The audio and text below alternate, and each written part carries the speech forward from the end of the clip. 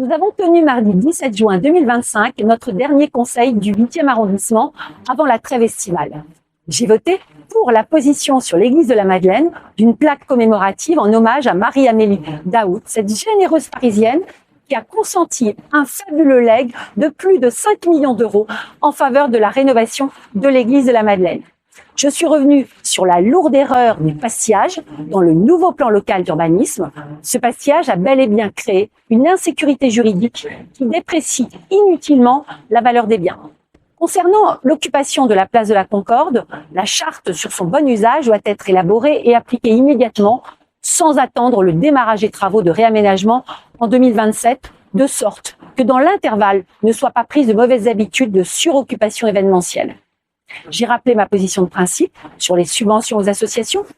Il faut supprimer les subventions aux associations dont l'objet est sans rapport direct avec l'intérêt général de Paris et des Parisiens. Réduire, voire interrompre les subventions aux associations dont l'action est manifestement militante ou politique. Et enfin, renforcer la transparence et le contrôle de la bonne utilisation par les associations des crédits budgétaires alloués. Je me suis abstenue sur le développement du vélo à assistance électrique en free floating.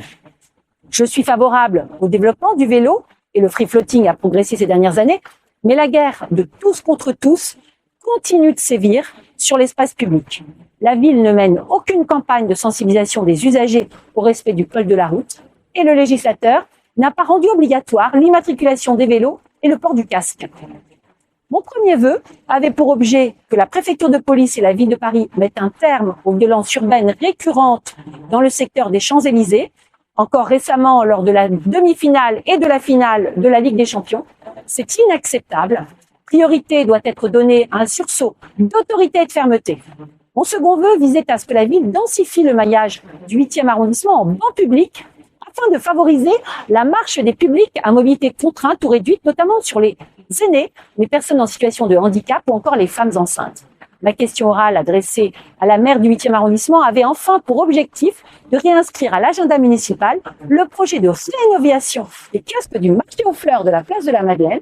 Ce projet a été annoncé en 2019, mais depuis, plus rien et les kiosques continuent de se dégrader. Sur ces sujets, comme sur les autres, je reste à votre écoute et disposition. Vous pouvez compter sur mes convictions et sur mon énergie.